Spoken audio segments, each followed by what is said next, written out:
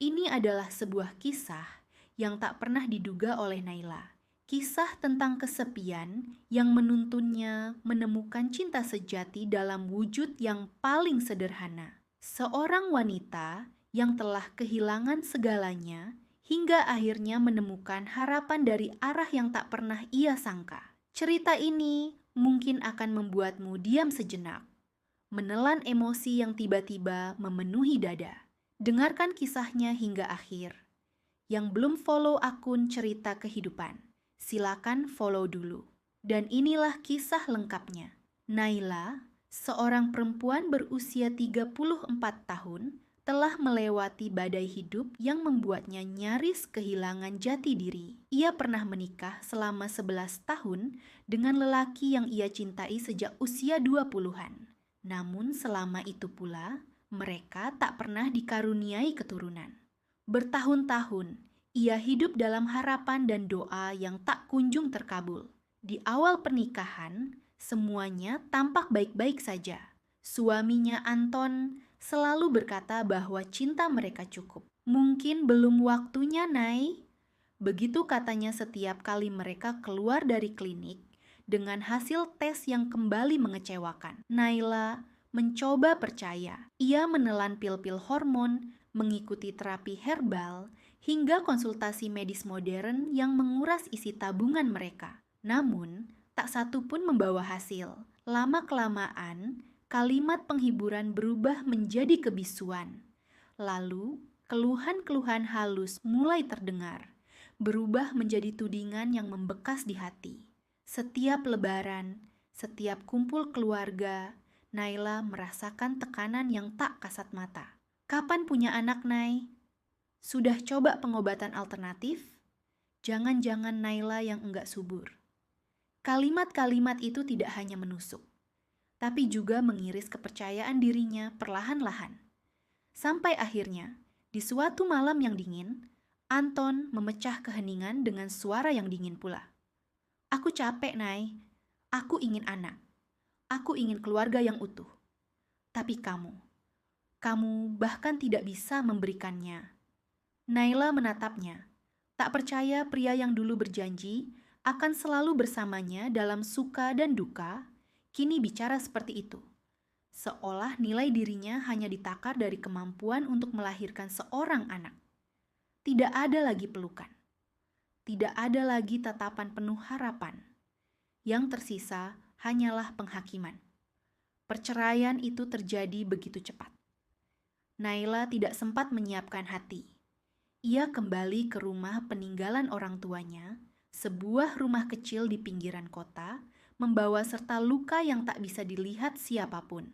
Di lingkungan itu, ia bukan hanya seorang janda, ia adalah janda mandul, dua label yang begitu kejam dan berat untuk disandang seorang diri. Setiap kali ia melewati gang sempit menuju pasar atau warung, Naila merasa tatapan itu hadir. Tatapan kasihan, atau lebih sering, tatapan menghakimi.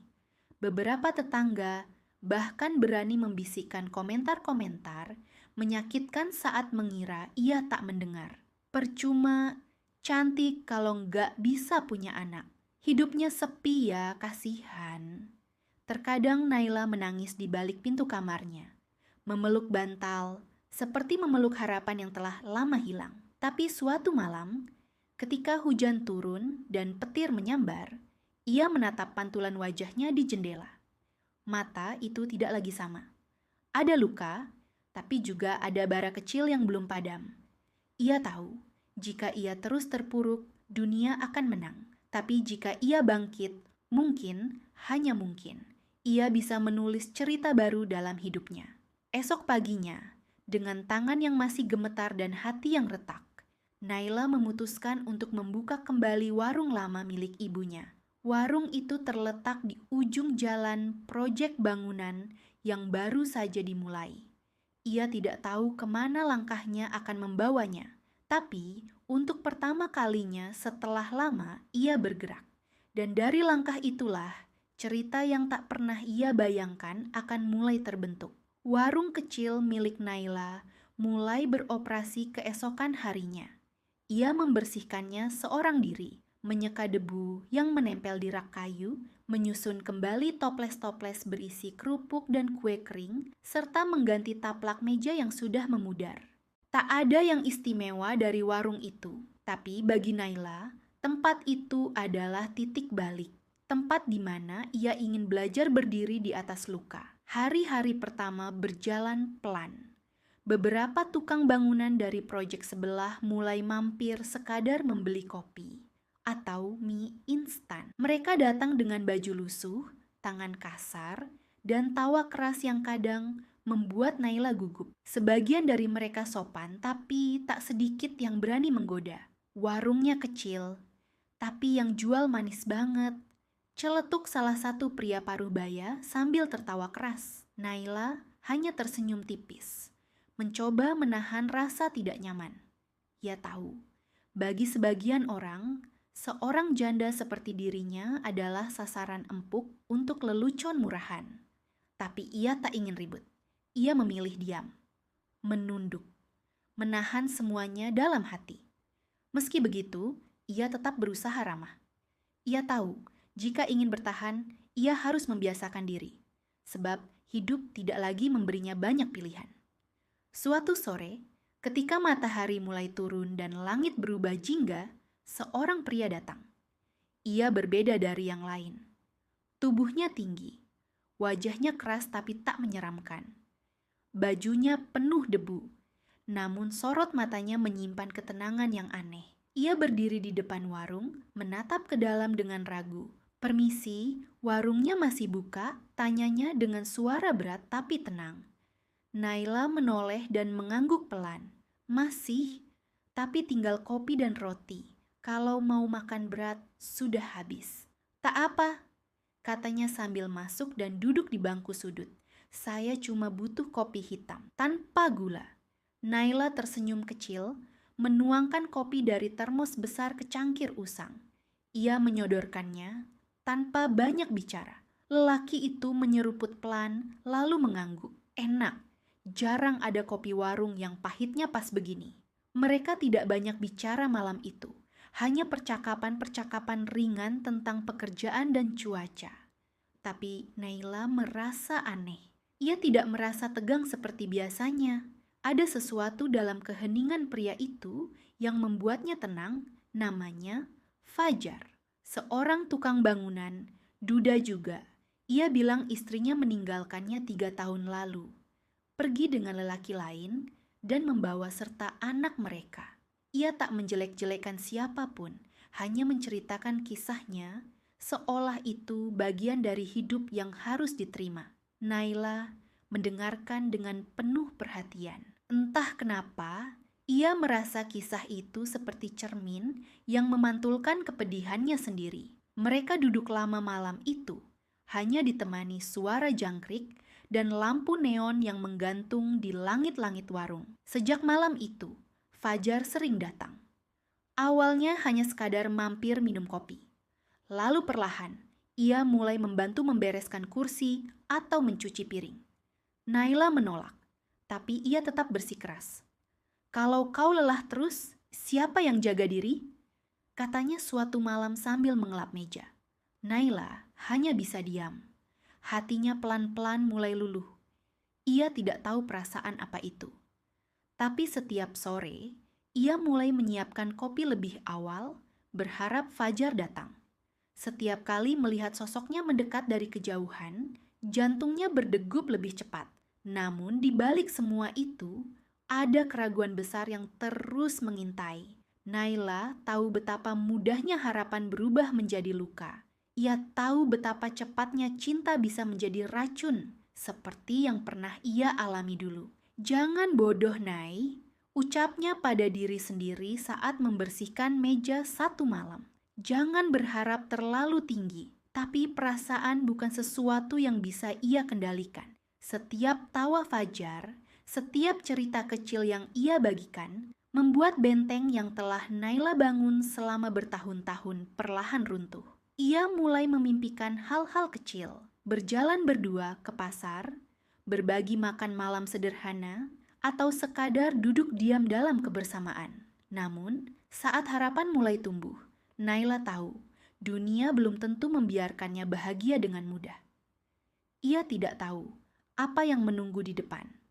Tapi, untuk pertama kalinya dalam hidupnya, ia ingin mencoba percaya lagi. Hari-hari berlalu dengan lambat, namun pasti hubungan Naila dan Fajar semakin erat. Mereka tidak lagi sekadar bertemu di warung. Fajar mulai mengajak Naila pergi ke pasar, membantu membawakan belanjaan, bahkan sesekali duduk bersama di taman kecil dekat rumah. Kebahagiaan yang sederhana itu mulai menghapus luka lama yang selama ini menghantui hati Naila. Namun, seperti pepatah lama, kebahagiaan tidak pernah datang tanpa ujian. Suatu sore, ketika Naila sedang menutup warung, seorang pria berdiri di depan pintu. Sosoknya familiar, membuat jantung Naila berdebar tak menentu. Wajah itu adalah masa lalunya yang tak pernah benar-benar hilang. Adi, mantan suaminya. Adi menatap Naila dengan mata yang sulit dibaca. "Naila, kita perlu bicara," katanya singkat. Detik-detik itu terasa seperti mimpi buruk yang datang kembali. Naila menguatkan diri, mengajak Adi duduk di kursi depan warung. Dengan suara tenang, ia bertanya, "Apa yang ingin kau bicarakan, Adi?"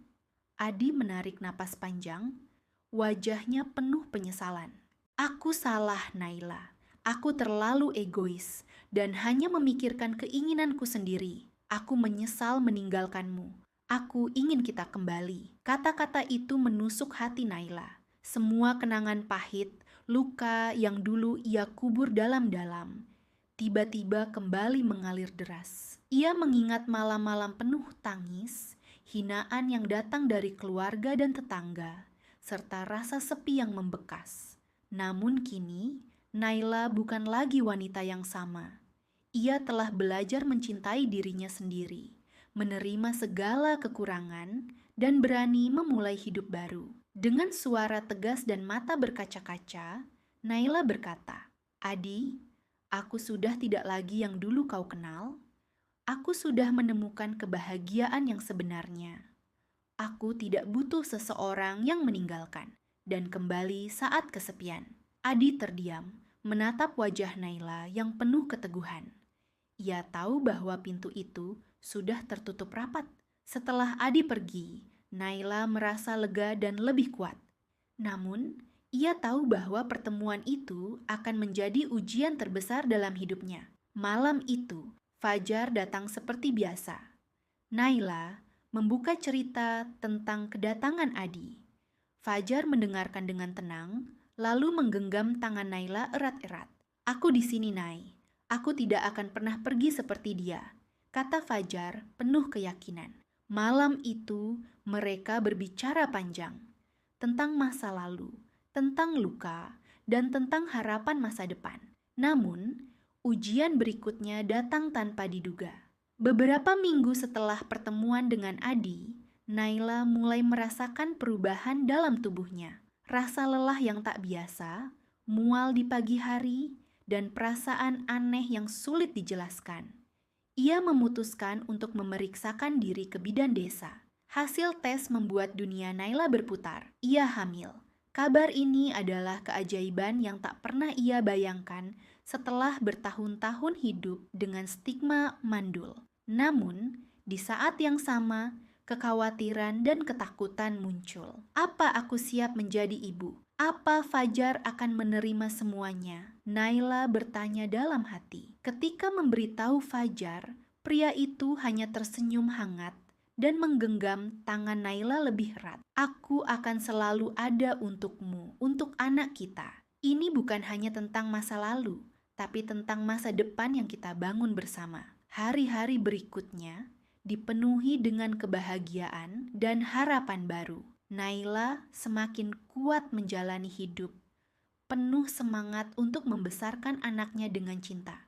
Namun, pada saat itulah sebuah rahasia besar terungkap. Suatu hari, seorang dokter lama yang dulu pernah menangani pemeriksaan kesuburan Naila datang ke warung. Dokter itu tampak ragu-ragu, tapi akhirnya berkata, "Naila, Aku harus bilang sesuatu yang penting. Dulu, bukan kamu yang bermasalah. Masalah sebenarnya ada pada suamimu, Adi.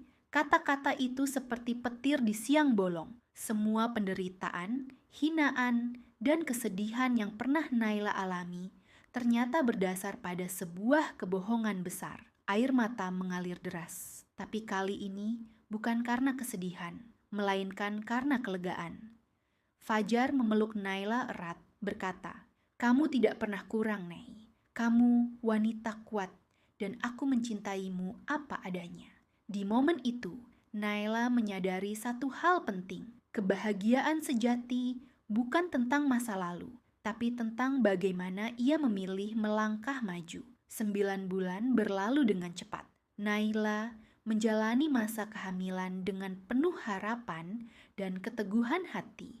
Setiap hari, ia mengurus warung kecilnya, ditemani Fajar yang selalu setia mendampinginya, membantu pekerjaan kecil sekalipun tanpa mengeluh. Meskipun terkadang kelelahan melanda, terutama saat mual datang tanpa ampun, Naila tidak pernah membiarkan itu meredupkan semangatnya. Cinta dan dukungan Fajar memberinya kekuatan yang tak pernah ia rasakan sebelumnya. Hari itu pun akhirnya tiba, hari yang sudah lama dinanti-nanti oleh Naila dan Fajar. Di sebuah klinik bersalin sederhana yang hangat, dengan Fajar menggenggam tangan Naila erat, perempuan itu berjuang melewati proses persalinan penuh haru dan ketegangan. Tangisan pertama bayi mereka menggema di ruangan itu, membawa cahaya dan kebahagiaan yang selama ini hanya bisa Naila impikan. Bayi perempuan mungil yang sehat lahir ke dunia menjadi lambang keajaiban dan cinta sejati. Fajar menatap bayi itu dengan mata penuh haru, kemudian mencium dahi Naila